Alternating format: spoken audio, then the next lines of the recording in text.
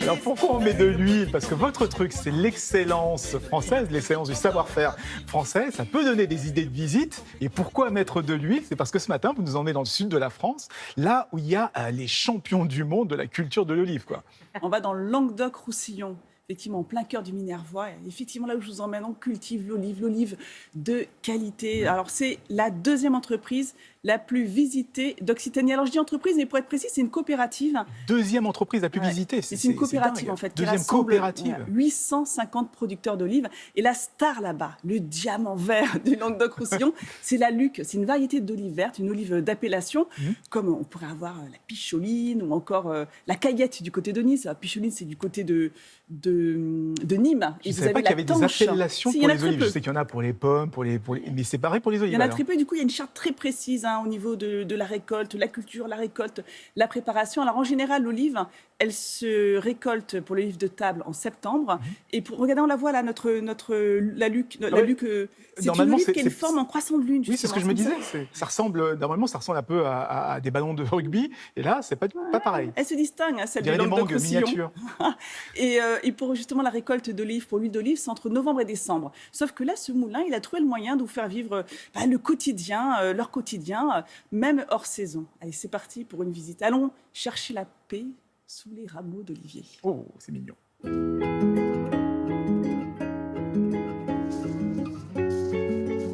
Allez, c'est parti! Vous êtes ici chez les premiers producteurs d'olives de table françaises. La plupart du temps, quand vous mangez des olives, elles ne sont pas françaises, les olives, c'est des olives d'importation. Alors d'où elles viennent d'après vous? Espagne, la Grèce? Le Maroc? Maroc, premier producteur d'olives de table. Septembre-octobre, c'est la période de cueillette de l'olive de table.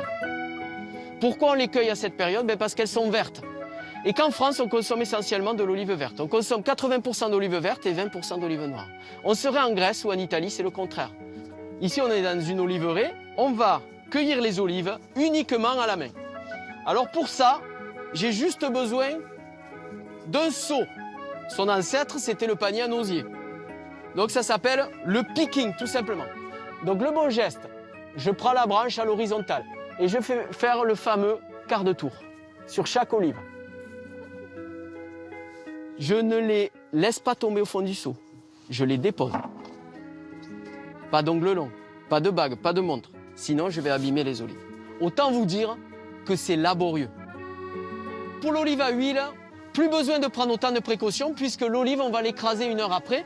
Le vibreur de tronc, vous l'avez ici, c'est 2 bras métalliques qui vont insérer le tronc, qui vont le secouer très violemment. Voilà la meule de pierre, c'est assez impressionnant. Et donc ça va écraser les olives avec les noyaux. À l'intérieur de ce noyau se trouve une petite amande, l'amandine, qui contient le fameux acide oléique. L'acide oléique va protéger l'huile d'olive contre l'oxydation. On le met en bouteille. Vous allez pouvoir le garder 2 à 3 ans sans additifs. C'est unique au monde, il n'y a pas d'autre jus de fruits comme ça. Alors qu'est-ce que c'est ça? Le reste de la presse. Ça contient la pulpe, le noyau. On appelle ça le grignon. Qu'est-ce qu'on va faire de ce grignon d'après vous? On va le faire pousser. Exactement, de l'engrais. Rien n'est jeté dans l'olivier. Tout est utilisé. On va faire la dégustation.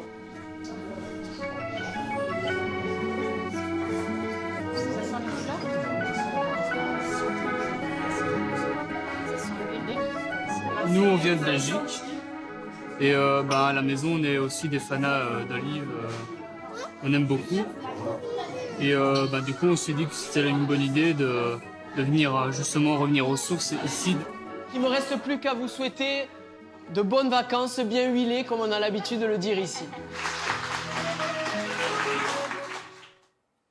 Oui, c'est assez incroyable, Isabelle, qui nous a rejoint. C'est une merveille, c'est l'or du Sud, l'olive et l'huile d'olive fraîche comme ça qui se déguste, qui se boit, qui se goûte avec un petit morceau de pain. Plus besoin de mettre de vinaigre, en fait. Mais juste ça surtout. Et le fruité noir, sincèrement, c'est une tuerie. Quand j'irai dans le Languedoc, bien mûr. Moi, j'irai directement cueillir les petites olives. Non. Pourquoi? Alice, c'est là que vous allez vivre une expérience amère, très amère. Non, alors ça, c'est un des enseignements justement de cette visite. Une olive, tout le monde était étonné, mais ça se cueille pas comme ça, même le fruit à maturité. Il y a tout le traitement derrière, c'est immangeable sinon. D'accord. Donc, c'est vrai que tout le monde avait envie, mais non, surtout pas. Il ne faut pas s'arrêter sur le côté de la route et cueillir. Il faut Et là où attendre que ce c'est- soit bien préparé. C'est ça. Sans la recette, c'est immangeable. Mais là où ils sont vraiment très forts, je trouve, dans cette coopérative, c'est qu'ils ont aussi prévu la visite pour les enfants. Alors, vous avez ce parcours très ludique. Donc, les parents font la visite, les enfants sont là, mais On a eux, vu, il y a beaucoup d'enfants dans ce sujet. ils font une sorte de chasse au trésor aux côtés des parents. Ils vont à la poursuite du diamant vert. Oh, c'est Ils ont leur génial. petit livret. Ils prennent des notes sur ce qui se passe. Il y a des indices. Ils doivent regarder dans des cabanes. Regardez, on les voit là, repérer quelque chose. Donc, ils apprennent vraiment. C'est très pédagogique. Donc, tout le monde passe un super moment. Et la dégustation, bien évidemment, hein, Bah oui, Isabelle c'est le meilleur rappelait. moment. Ah, mais C'est ça- quand on trempe son petit morceau de pain et qu'on goûte. C'est pas celle qui sort de l'arbre, hein, vous avez bien compris, mais celle qui a été préparée. Et on a plus d'olives que de pain. Attention, on trempe bien là. D'accord. Merci beaucoup, Nathalie. Merci pour toutes ces informations et ces idées de visite sur l'excellence du savoir-faire français.